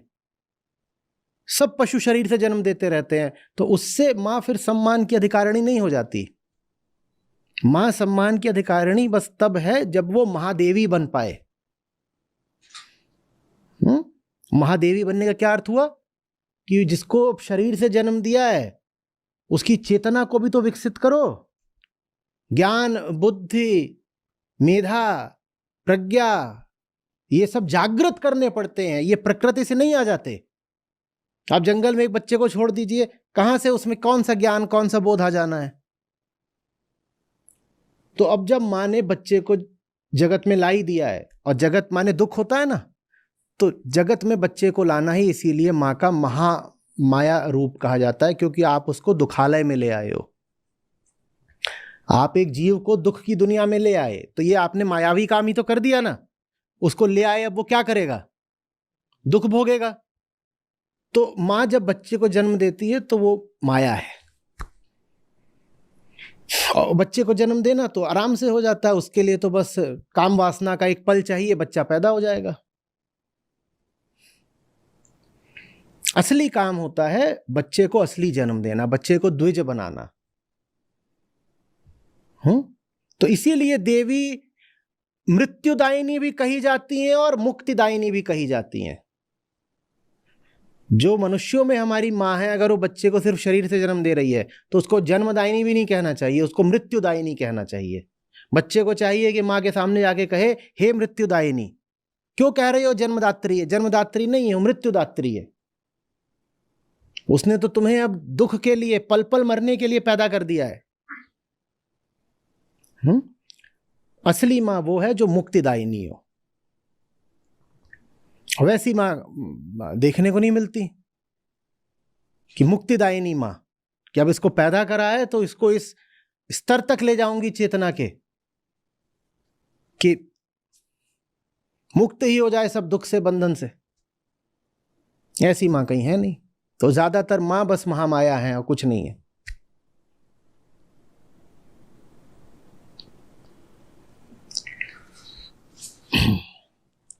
शुक्रिया आचार्य जी। प्रणाम आचार्य जी। असुर और दैत्य की परिभाषा आपने ये समझाई कि असुर माने वो जो सत्य को समर्पित है, और दानव माने जो हमेशा अपनी कामना के लिए जो भी करता है। तो इसमें जो आपने कोर्स हमारा जो लास्ट ईयर अपने दुर्गा सप्तशती पे बात करी थी, उसमें मैं सुन रहा था कि जब हम ये देखते हैं कि असुर और अपने देवता दोनों गए भगवान के पास वरदान मांगने, तो वो इस बात का प्रतीक है कि आत्मा के पास जा रहा है अगर देवता, तो माने सत्य को समर्पित है, तो मतलब वो जो भी कर रहा है, वरदान उसका ये हो गया कि वो सत्य को समर्पित होकर निष्काम कर्म कर रहा है। तो वरदान वो मांग रहा है कि मुझे जो भी बल मिले वो निष्काम कर्म को करने के लिए मिले। और दानव हो गया जो वरदान मांग रहा है सत्य को ही खत्म करने के लिए, खुद ही। बहुत अच्छे।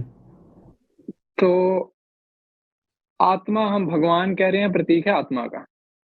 तो आत्मा तो माने अब वो सत्य मात्र ही है। तो सत्य के पास जब असत्य जा रहा है तो उसको वरदान मिल ही क्यों रहा है? जो चाहोगे मिलेगा, ये बहुत खुफिया सूत्र है।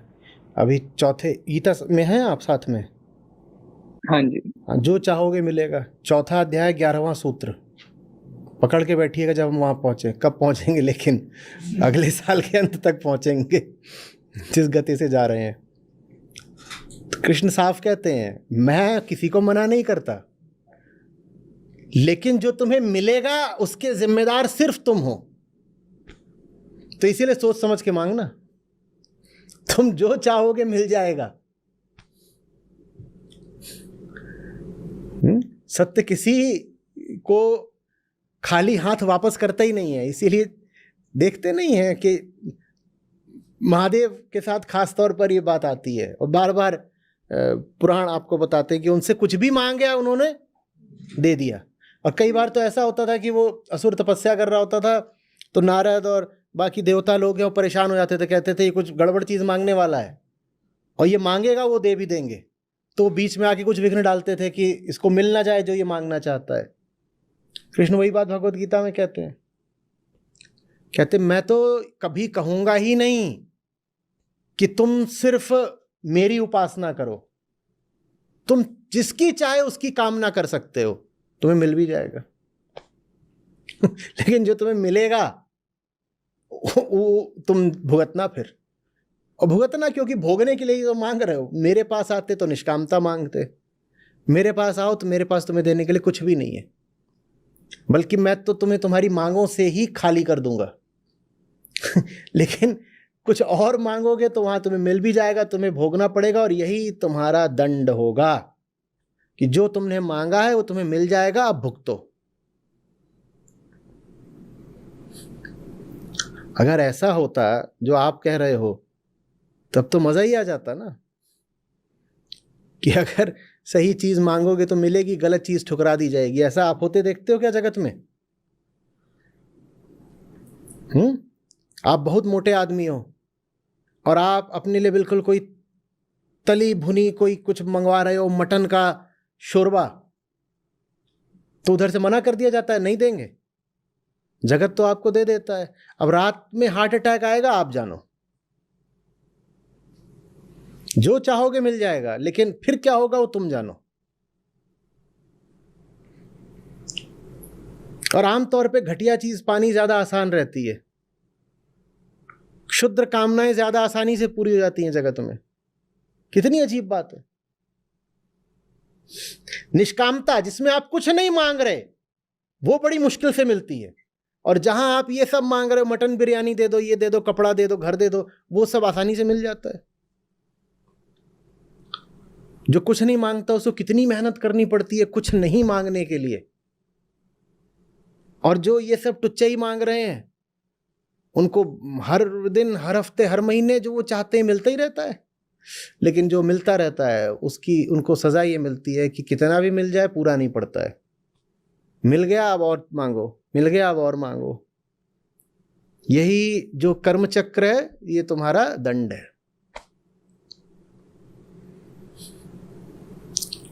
बोध कथा है पुरानी, फिर याद नहीं ज़ेन दिशा से है, सूफियों की है, वहां पे यही है कि दुनिया में सबसे खतरनाक चीज है मांगना। मांगना माने कामना। कि जब भी भीतर कोई कामना उठे, एकदम कूद के खड़े हो जाओ कि ये क्या मांग लिया, अरे मत मांगो। ये क्या मांग लिया। और कितनी ये कहानियां हैं। मेरी समस्या ये कि एन मौके पे नहीं याद आती, जहां दिखाया ही गया है कि मांगने वाला अपनी मांगी हुई चीज का ही शिकार हो गया। मांग तो लाए थे, अब जो ले आए हो वो संभाले नहीं संभल रहा। और जब मांगा था तब देने वाले ने अपनी ओर से थोड़ा सा चौकस भी करा था कि तुम्हें पक्का है, तुम्हें चाहिए? बोले चाहिए, तो ले फिर चाहिए तो। भाई अगर आप कहते हो प्रकृति को बनाने वाला ईश्वर है, तो प्रकृति तो स्वयं ही देवी है, उन्हें बनाया थोड़ी किसी ने। यानी प्रकृति ही ईश्वर है, माने जगत ही ईश्वर है। माने इससे अगर कुछ मांगते हो, कामना करते हो, तो वही है कि ईश्वर से आराधना करके कामना कर रहे हैं। और जगत दे भी देता है। जगत से कुछ मांगते हो, जगत दे देता है ना। वो ऐसे ही है कि आपने ईश्वर की आराधना करी और ईश्वर ने वरदान दे दिया, वरदान मिल जाएगा। लेकिन तुम संभाल नहीं पाओगे। आप लोग एक काम करिएगा, आज ऐप पर यही कहानियां खोज खोज के डालिएगा जहां पर रहता है कि फलाने ने फलानी चीज की इच्छा करी, वो उसको मिल गई और फिर वो भुगतते भुगतते दुखी हो गया। आपको सबसे बड़े बड़े दुख उन्हीं चीजों से मिलते हैं जो आपने खूब इच्छा करके मांगी थी।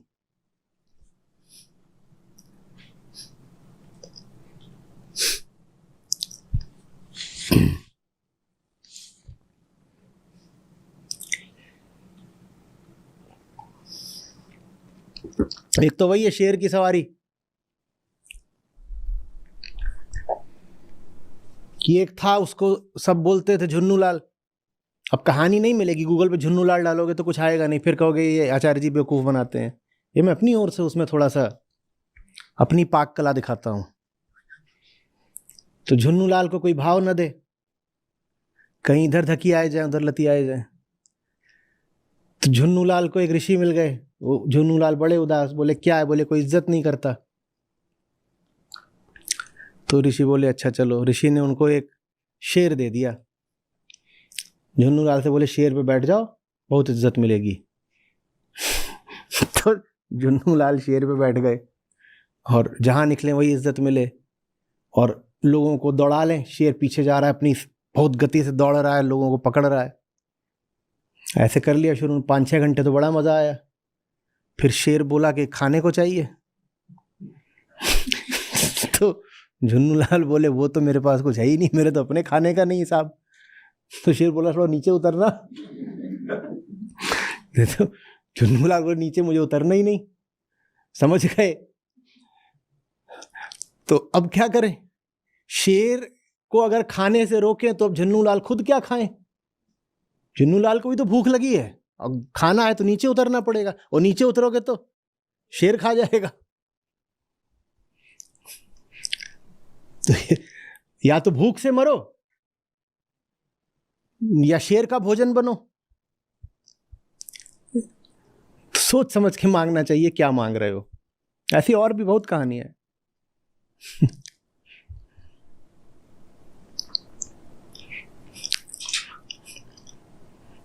चलिए, धन्यवाद।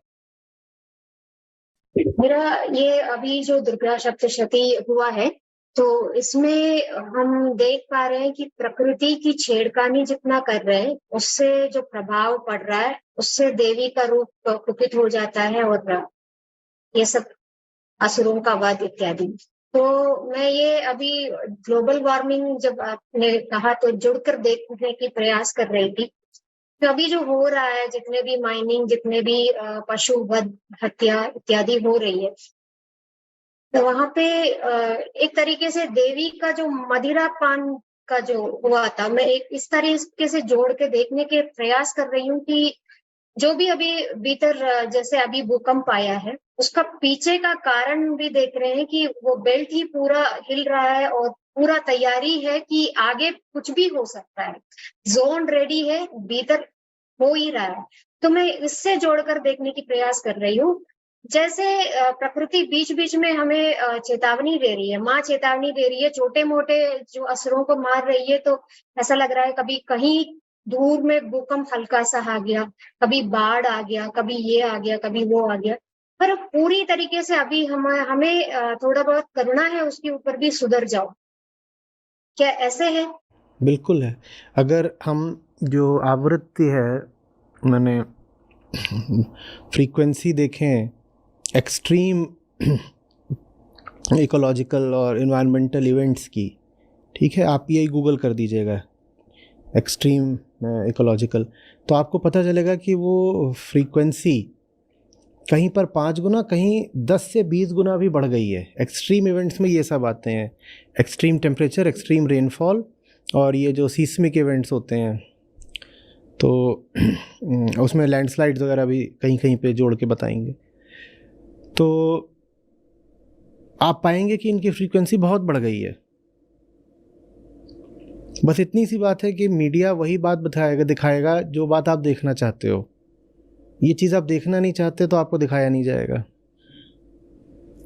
तो चेतावनियाँ तो आ ही रही हैं, हर तरह से आ रही हैं, लेकिन उसके बाद भी असुर की तरह हम बस अपने काम में, काम माने डिज़ायर में ही अगर हम मगन है तो कोई इसका क्या कर सकता है। जितना आप उपेक्षा करोगे चेतावनियों की, जो अगला झटका आएगा वो और बड़ा आएगा, फिर और बड़ा आएगा। अच्छा, झटका बस इसी रूप में आए कि बाढ़ हो गई या अतिवृष्टि हो गई या भूकंप आ गया, ज़रूरी नहीं है। हम भी तो प्रकृति ही है ना। ये जो हमारा खोपड़ा खराब हो रहा है, हम इसी से लड़ मरेंगे। अब जो पूरा ये हमारा क्षेत्र है मध्य पूर्व का, वहाँ जो होता है वो किसके लिए हो रहा है? आज जब वो महिषासुर ऐसे ऐसे कर रहा था तो हमने कहा माइनिंग, ठीक है माइनिंग। न होता तेल मिडिल ईस्ट के पास तो वहाँ इतना बवाल मचता क्या? वहाँ तो सारा कुछ है ही खेल, इसलिए कि वहाँ तेल है। नहीं तो वहाँ जो आबादियाँ हैं देशों की, वो बहुत कम कम आबादियाँ हैं। वो ना वहाँ कुछ पैदा होता, ना पानी है, थोड़ा बहुत होता है, मतलब मोटा मोटा समझिए। और अर्थव्यवस्था में वहाँ और कोई चीज़ नहीं है कि आप कर पाओगे, तेल है। तो उस तेल की खातिर, उसके खनन की खातिर कितना दिमाग खराब हुआ। अब लोग कह रहे हैं कि इजराइल हमास का जो ये युद्ध है, ये तीसरा विश्व युद्ध बन सकता है। हमास तैयारी था, हिजबुल्लाह तैयार हो गया है पीछे से, और हमास हिजबुल्लाह इनके बाद ईरान का नंबर है। तो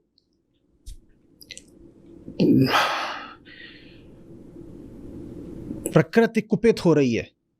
ये तभी मत माना करिए जब आप पाइए कि तापमान 40 रहता था 45 हो गया है। प्रकृति कुपित हो रही है, ये इससे भी जानिए कि आदमी का दिमाग बिल्कुल खराब हो गया है। ये भी प्रकृति का ही कोप है। अच्छा, एक बात बताइए, आप एकदम एक कहीं सड़ी हुई जगह पे रहती हैं जहाँ एक पेड़ देखने को नहीं मिलता, घनी आबादी है, खूब प्रदूषण है, वहाँ आपका दिमाग कैसा रहेगा? और आप एक ऐसी जगह पे रहती हैं जहाँ पर मौसम भी अच्छा रहता है, खूब हरियाली है, घने पेड़ हैं, अच्छा पानी है, वहाँ आपका मन कैसा रहेगा? तो जब आप प्रकृति का इतना नाश करोगे तो उससे आपका दिमाग भी तो नष्ट हो जाता है ना। होगा कि नहीं होगा? जी। सुंदर शांत जगह हो, निर्मल बिल्कुल, तो वहाँ आपका मन भी कहाँ करेगा कि मैं अपराध करूं और हिंसा करूं और विनाश करूं? नहीं करेगा। और आप कहीं कंक्रीट के जंगल में रह रहे हो, गंदा खाना, गंदा पानी, भारी आबादी, ये वो चिल पौ पसीना, तो वहाँ पे तो सब फिर हो ही जाते हैं झगड़ालू, हिंसक, और आपके भीतर जो पाशविक वृत्तियाँ होती हैं और उभर के सामने आती हैं। तो बहुत सारी बातें हम कर रहे हैं, मीडिया में रहती हैं, बहुत बहुत कम बातें हो रही हैं जो हम प्रकृति और इकोलॉजी के साथ कर रहे हैं उसको लेकर के। दुर्गा सप्तशती जो मुझे प्रिय है, उसका एक कारण ये भी है, बड़ा कारण ये उन ग्रंथों में से है जो सीधे सीधे हमें प्रकृति के कोप से परिचित कराते हैं। ये जो तुम असुर बन के प्रकृति के साथ कर रहे हो, तुम बचोगे नहीं। और ये जो तुम खुश हो जाते हो नौ दुर्गा के पंडालों में राक्षसों को, महिषासुर इत्यादि को देख के, वो महिषासुर तुम खुद हो। ये जो तुमने सब अभी बकरा मुर्गा काटा है ना, उनकी माँ यही है। उस माँ के तुमने बच्चे मार दिए। और बड़ी से बड़ी धूर्तता ये कि वो बच्चे माँ के नाम पे ही मार दिए। वो माँ नहीं तुम्हें छोड़ने वाली। जिस माँ का तुम बच्चा काट रहे हो मटन बिरयानी बोल करके, वो माँ तुम्हें छोड़ देगी क्या? गाय जैसा सीधा जीव भी कितना उग्र हो जाता है, तुम उसके बछड़े को छेड़ दो, वो गाय जो है आपको सींगों से उठा के दूर फेंक देगी। गाय शेरनी बन जाती है, बछड़े को छेड़ दो बस, छोटा हो बछड़ा, छेड़ के देखो। तो प्रकृति छोड़ देगी क्या आप उसके सब जीवों के साथ जो कर रहे हो?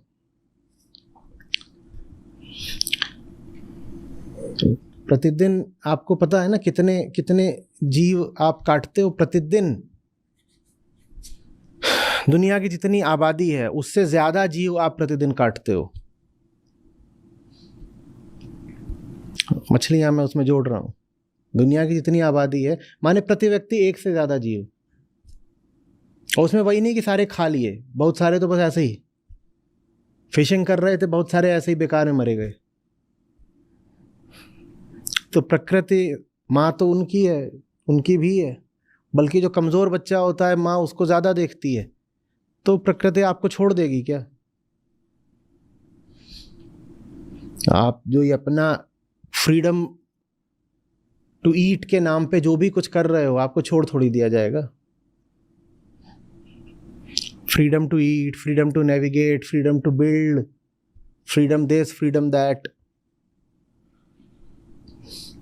बिना भीतर से फ्री हुए बाहर आप फ्रीडम एक्सरसाइज करना चाहते हो, भीतर से आप बॉन्डेज में हो, भीतर से 100 तरह के बंधनों में हो, तो बाहर भी फ्रीडम के नाम पे आप बस क्या कर रहे हो? नाश, उत्पात, यही तो।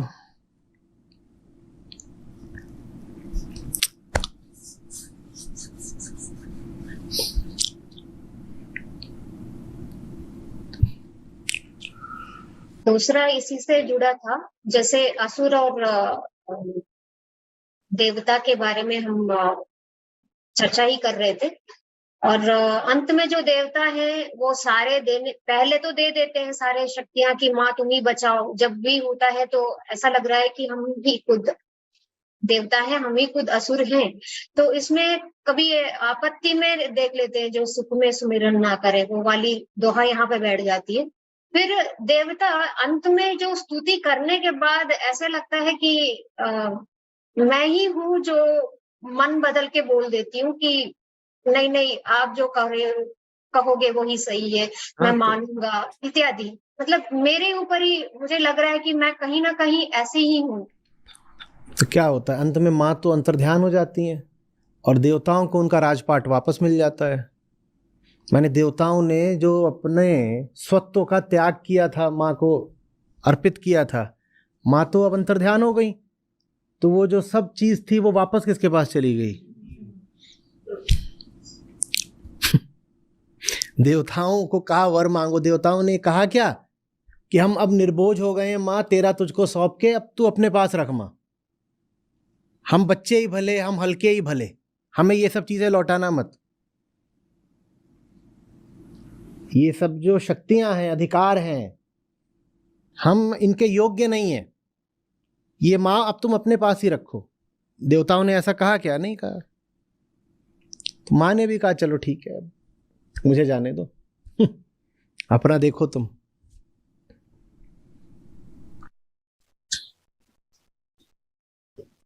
बचपन में तो माँ की या मंदिर या ऐसे चीजें मना ही किया गया था, तो पढ़ने का अवसर नहीं मिला। जब से पिछले जो सत्र हुई थी दुर्गा सप्तशती में, तब से पढ़ना प्रारंभ किया था। संस्कृत में भी लेके पढ़ा था, तो उसमें बहुत ही अच्छा लगा। मतलब कुछ चीजें निकल के आई थी जो पहले पता ही नहीं था। ऐसे जोड़ के भी देखा जाए, ये पता ही नहीं था। बस हमें तो रोक दिया गया है, इन चीजों को नहीं पढ़ना है। अगर कोई ग्रंथ आपके तात्कालिक संदर्भ में, माने आज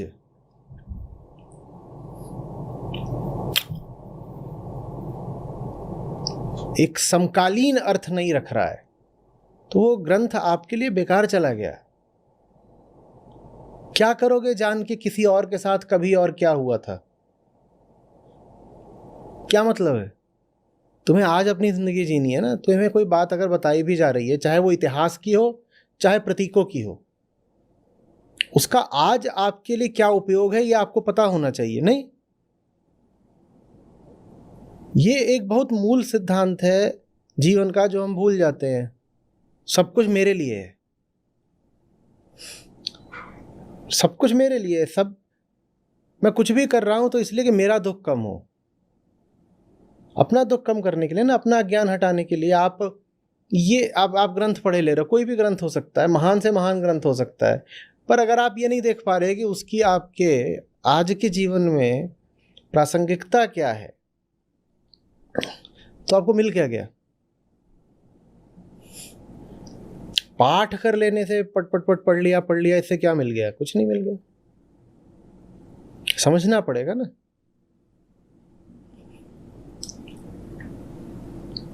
बार बार पूछना होगा, इससे मेरी आज की कौन सी समस्या संबोधित हो रही है, और मेरी जो भी समस्या है क्या वो इससे संबोधित हो रही है?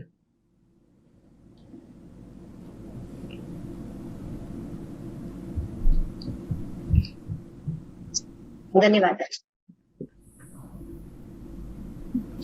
यहाँ यही तो है वो।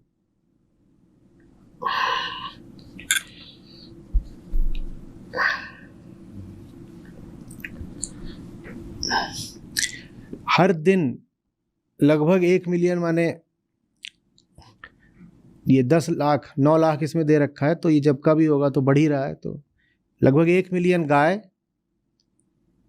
लाख में ही बोल देता हूँ, 9 लाख गाय, 14 लाख बकरी, 17 लाख भेड़, 38 लाख सुअर, अरे बाप रे, और लगभग 118 लाख, माने 1 करोड़ 18 लाख बत्तख, 202 मिलियन चिकन, माने 20 करोड़ मुर्गे। और फिश के लिए कोई आंकड़ा नहीं दे रखा, लिखा hundreds of millions of fish, hundreds of millions of fish, कोई आंकड़ा ही नहीं पता कितना होगा। ये प्रतिदिन का है। फिश को मालूम है ऐसे नहीं नापते हैं कितनी मछलियां, वहां नापते हैं कितने किलो।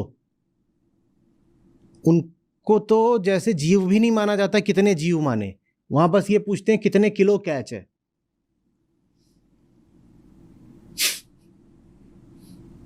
उनको उनकी मौत को इतनी भी इज्जत नहीं है कि ये भी गिन लो कि कितने मारे, वहां किलो में बस गिन लेते हैं इतने किलो।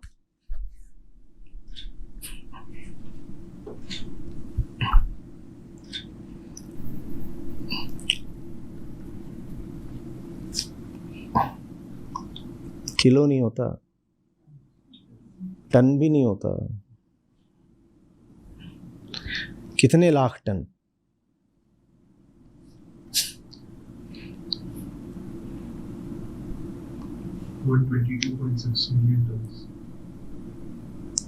लाख, मिलियन वो भी गलत है, करोड़, 12 करोड़ टन प्रतिदिन मछली। और मछली बहुत समझदार जीव होता है, बहुत पुराना जीव है। जितने भी ये थल जीव हैं, माने जमीन वाले, इनसे पुरानी है ये जल जीव मछली। मछली हम सब की बहुत पुरानी दादी है। मछली पहले आई, डायनासोर उसके भी बाद आए। तो मछली की जो बुद्धिमत्ता होती है वो अच्छी वाली होती है, हल्की फुल्की नहीं होती बहुत। तो उसको ये सोचना कि वो तो ऐसे ही है, बस घास फूस है, घास फूस नहीं है। दर्द भी जानती है, समझदारी भी जानती है, और बहुत सारे भाव जो मनुष्यों को होते हैं मछलियों में भी होते हैं। उसका बहुत इवोल्यूशन हुआ है, बहुत पुरानी है।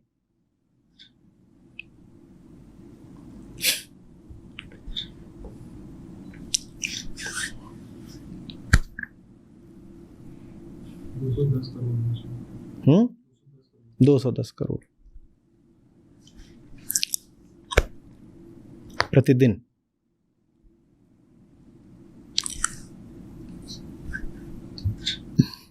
और 800 करोड़ तो आबादी है हमारी मनुष्यों की।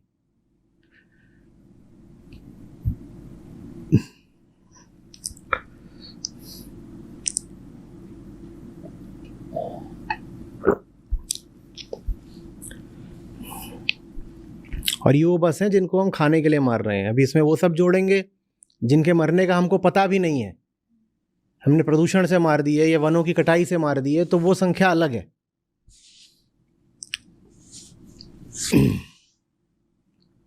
या खेती के लिए मार दिए, इसमें खेती वाले जीव थोड़ी गिने हैं। अभी खेती में भी भारी हिंसा होती है, वो जीव इसमें अभी थोड़ी गिने।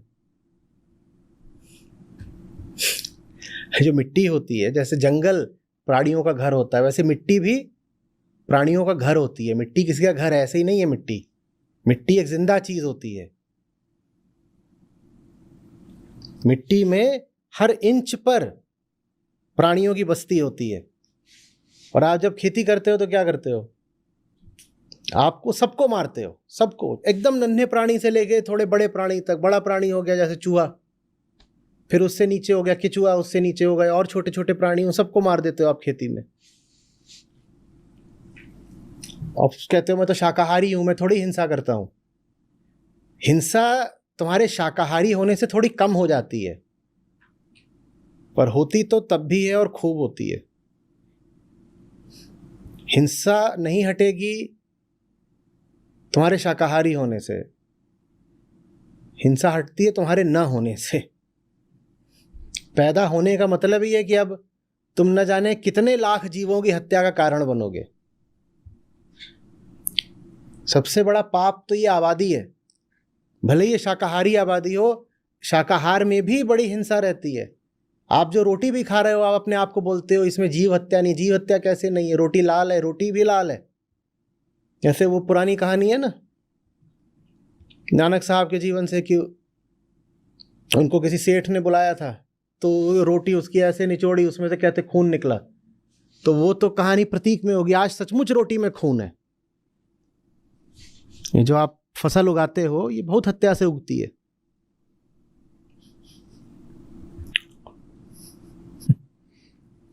बिना पेस्टिसाइड की खेती दिखा दो, कोई फर्टिलाइजर क्या मारता नहीं है वहां अंदर? पोटाश डालो अपने ऊपर, फिर देखो क्या होगा।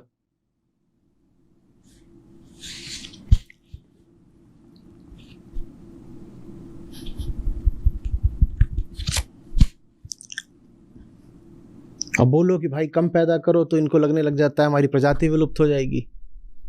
बार बार यही आता है, अरे अगर तुमने इस आदमी की बात सुन ली तो मानव प्रजाति अगले 3.5 महीने में विलुप्त हो जाएगी। यही आक्षेप आते हैं।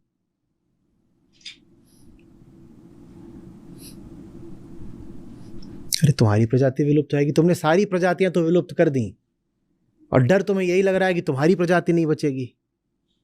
तुम्हारे होने से करोड़ों प्रजातियां साफ हो गई सदा के लिए, और डर तुम्हें लग रहा है तुम नहीं बचोगे। पागल।